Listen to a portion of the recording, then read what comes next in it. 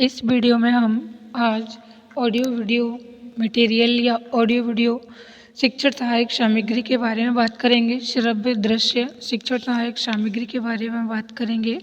इसका क्या क्या यूज़ है, इसके अंतर्गत कौन कौन सी डेफिनेशंस इंक्लूडेड की गई हैं, कौन कौन से ऐसे एड्स हैं जिनको हम श्रव्य दृश्य सामग्री कह सकते हैं। इसके क्लासिफिकेशन के बारे में जानेंगे। तो शुरू करते हैं आज का वीडियो। श्रव्य दृश्य सामग्री। ये श्रव्य दृश्य सामग्री ऐसी सामग्री होती है, ऐसे टीचिंग एड्स होते हैं जो किसी भी टीचिंग प्रोसेस को इजी बनाते हैं, उसको ज़्यादा इंटरेस्टिंग बनाते हैं, इसलिए हम इनको टीचिंग एड्स भी कहते हैं। श्रव्य दृश्य सामग्री की बात की जाए तो वैसे तो अध्यापक स्वयं में भी एक अच्छे प्रकार का ऑडियो विजुअल एड होता है, लेकिन विषय को अधिक सरल बनाने के लिए, अच्छा समझाने के लिए वह खुद में संपूर्ण नहीं होता, इसलिए हमें सहायक सामग्री का प्रयोग करना चाहिए। सहायक सामग्री को इस प्रकार भी डिफाइन किया जा सकता है। Audio visual aids are those tools and devices by the use of which communication of ideas between persons and groups in various teaching training situation is help.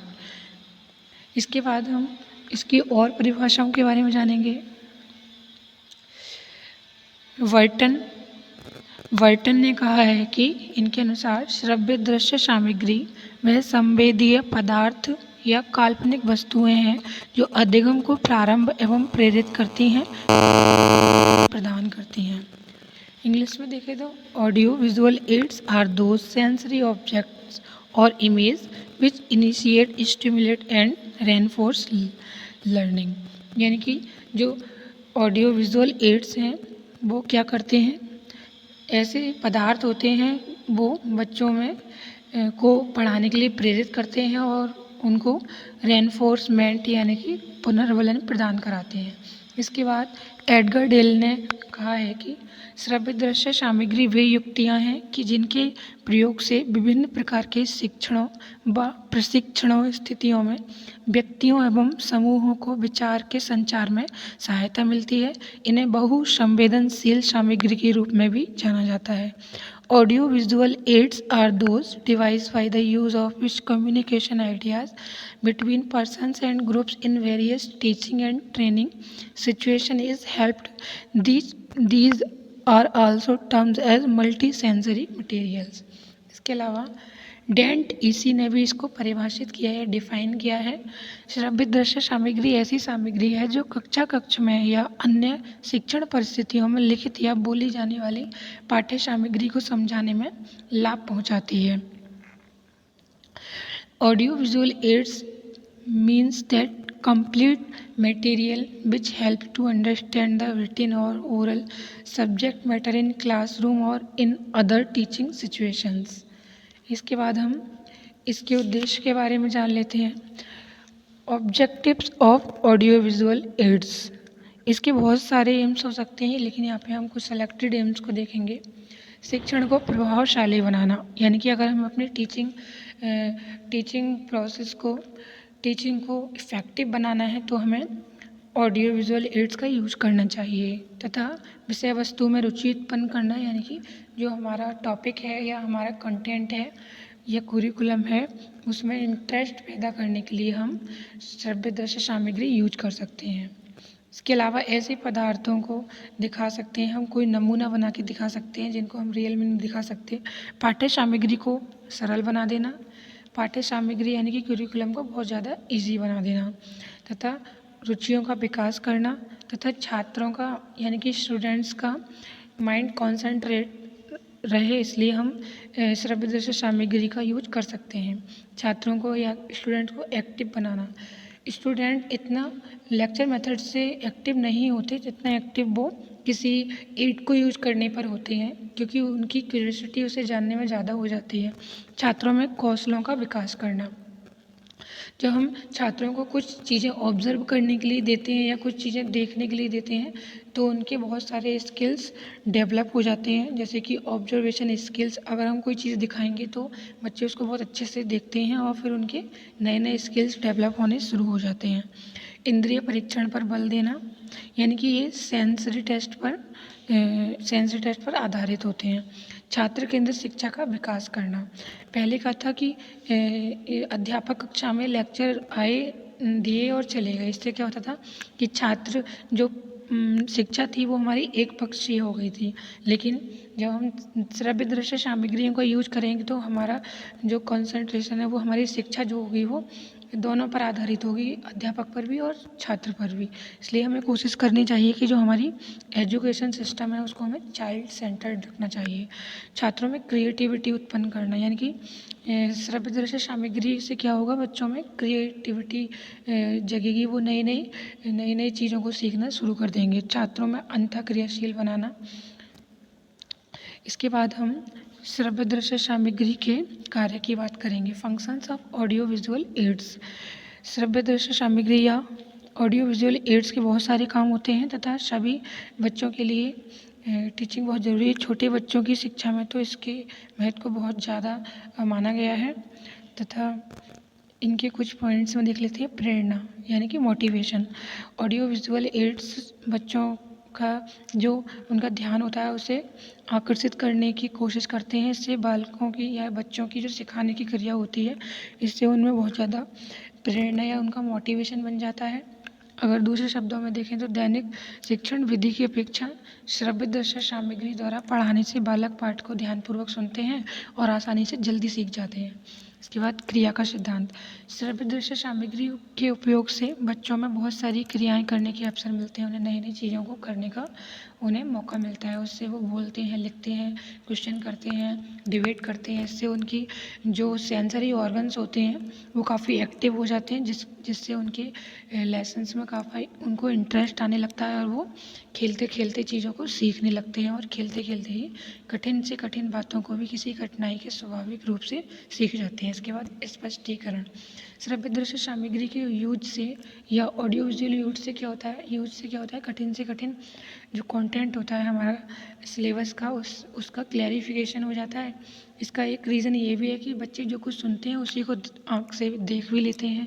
आँख से देख लेने पे क्या होता है, जो चीज़ें हम आँख से देखते हैं उसका इफ़ेक्ट हमारे माइंड पर ज़्यादा टाइम तक रहता है और जो चीज़ें हम केवल सुनते हैं उनका इफ़ेक्ट कम समय तक रहता है। ऐसा रिसर्च में प्रूव हुआ है। तो जो बच्चे अपनी आँखों से देखते हैं उसका इफ़ेक्ट बच्चों पे लॉन्ग टाइम रहता है तथा वो ईजिली सीख जाते हैं। इसके बाद सार्थक अनुभव।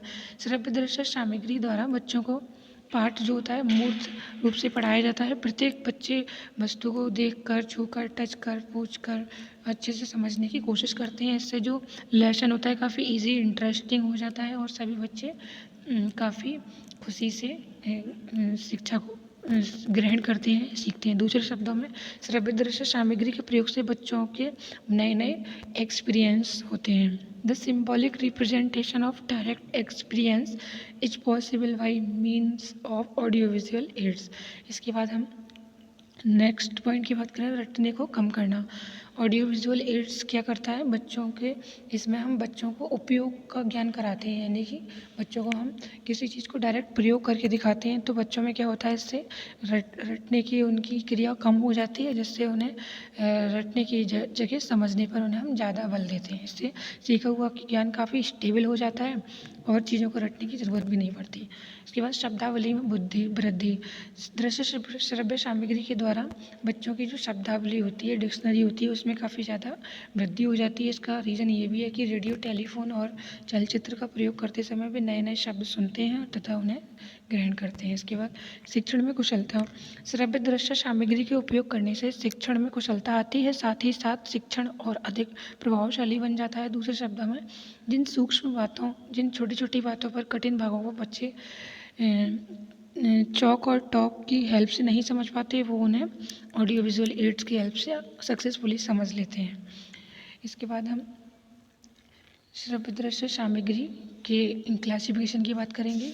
इनको 3 कैटेगरी में डिवाइड किया गया है, ऑडियो एड्स, विजुअल एड्स तथा audio visual aids. Audio aids को हम श्रव्य सामग्री दृश्य को विजुअल एड्स को हम दृश्य सहायक सामग्री तथा ऑडियो विजुअल एड्स को हम श्रव्य दृश्य सहायक सामग्री कहते हैं। शिक्षण की सहायक सामग्री का वर्गीकरण project and non projected media के रूप में भी किया जा सकता है तथा